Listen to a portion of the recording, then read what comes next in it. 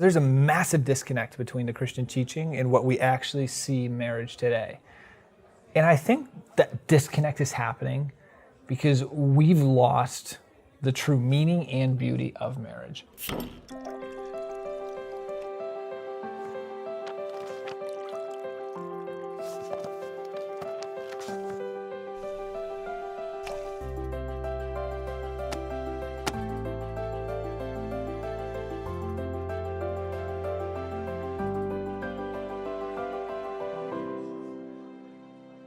It does seem today that we've lost the true meaning of marriage, that it's become broken.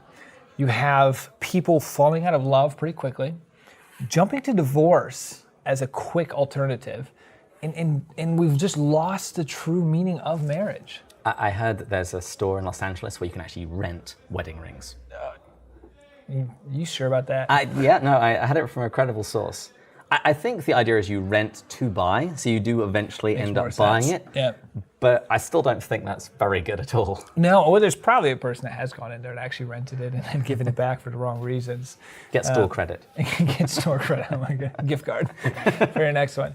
It's terrible that we're laughing at this, but it's very unfortunate that in our culture, that's what we've come to. We are afraid of commitment, and we've lost the beauty of what marriage is. Now, it's kind of tough, you and I talking about this, because we're both single. And actually, so was Lewis when he wrote Mere Christianity. He was still a bachelor at the time. All right. When has us being ignorant about a subject ever stopped us from talking about something? Good point. Exactly. And hey, these are going on YouTube.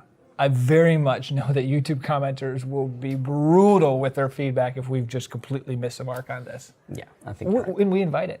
Absolutely. At least now we say that. But I think you're right. I think marriage is in a pretty poor state these days, and particularly with the ease of dissolving it. Because the problem is that isn't how Jesus talks about marriage. No, not at all. In Matthew's gospel, he talks about the husband and wife becoming one flesh. He speaks of a husband and wife like they're a single organism, like a lock and a key, a violin and a bow. They belong together. And so whereas the secular understanding of divorce is simply a legal arrangement, the Christian conception is far more that we're cutting up a living body. You're having your legs cut off. Yeah, I mean, it is that extreme. You're cutting off your legs. So there's a massive disconnect between the Christian teaching and what we actually see marriage today. And I think that disconnect is happening because we've lost the true meaning and beauty of marriage. If you ask yourself, what really is marriage supposed to be? Marriage is supposed to be this utter, complete self-giving of oneself to the other, and that goes both ways, this emptying. And today, it's become more about what you can get. How am I feeling? How does this person make me feel? And that's the opposite. And of course, if that's what marriage is to you, that it's going to be unsuccessful. And that, the right way, that self-giving, that emptying, that requires vulnerability. But that vulnerability requires security. Yes. And that actually is scary. Yeah, it's scary, but it's also communicated in the marriage vows. You promise to love one another, forsaking all others, for better, for worse, for richer, for poorer, in sickness and in health. Yeah, it's no matter whether you're religious, whether you're Christian, whether you're some other religion, or whether you're secular, you're an atheist, those vows tend to always be in a marriage. And the reason for that, Chesterton talks about, is he says, when you're in love, you want to make promises. That's just a natural thing that comes out of that feeling of love. Yeah, every single love song you've ever heard, they're making vows of eternal fidelity. They are, and yet, and I hate to always come back to this, but this is how we feel, but yet we have this divorce rate so high. There's completely a disconnect going on here. And I think it relates to our understanding of those vows, the understanding we bring to them. Yeah. Because what actually is someone promising when they go up to the altar? Are they promising to have the same emotional high for the same 75 years?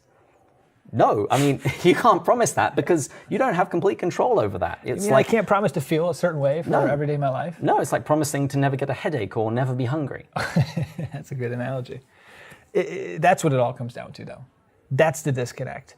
We're promising, we think we're going to feel a certain way for the rest of our life, and when we don't, we break it up. But instead, what we should be going up there doing, what we're supposed to be going up there doing, is promising to act a certain way. promising to will, to love, to will the good of the other every single day. Even when we don't feel like it. Even when we don't feel like it. Even when your spouse is being super annoying. Which is probably going to be quite frequently. Lewis puts it like this. Being in love first moved the couple to promise fidelity. And then this quieter love enables them to keep the promise. It is on this love that the engine of marriage is run. Being in love was the explosion that started it. And you ever talk to old married couples and you know how you always ask them, how'd you guys get here? What's the secret? That's always a question we ask them because we all actually want to know what the secret is. And it's not that they just picked the right person. They'll always tell you, oh Although man. it helps. It makes it a little easier. But it's always, no. I mean, I struggled completely. There's times I wanted to physically strangle the other person. But they knew what marriage actually was. They knew that they were committing to love the other person every day, no matter how they felt. And in his epistle to the Ephesians, St. Paul explains what this looks like. When he's speaking to husbands, he says, husbands, love your wives as Christ loved the church. So how did Christ love the church? The night before he suffered, he got down on his hands and knees and washed the feet of his disciples. He then gave himself, allowed himself to be tortured, gave every drop of blood for the church to make her holy. Because that's the point of marriage. You're marrying somebody to get them to heaven, which I think is probably a good idea. Make sure you marry somebody super holy. Minimizes the amount of work. But the other image in Christianity with regards to marriage is that of the Trinity. Because in the Trinity, the Father pours out his love to the Son pours his love back to the Father, and the love between them is so strong that it's a third person, the Holy Spirit. In First Comes Love, a book by Scott Hahn, he says the same thing happens in marriage. The husband is called to pour out his love to his wife is called to pour her love back.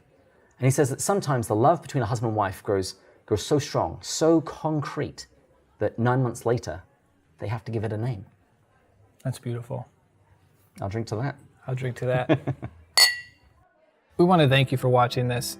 David and I are incredibly passionate about the Christian faith. In our journey, we found there to be such truth and beauty in it. And if there's anything you disagree with, if there's anything you're struggling with that we just haven't talked about, we invite you to share that in the comments, and we would love the opportunity to address that, to do a video on it. Because if you're struggling with it, probably others are. And if you are an excellent sort of person who wants to go to heaven, please share this link. It's that simple. We offer you heaven for very cheap. But seriously, if you found one of our videos helpful, if it has helped you grow in your love and understanding of Christianity or C.S. Lewis, please share it with your friends. See you next time. Further up. Further in. Cheers.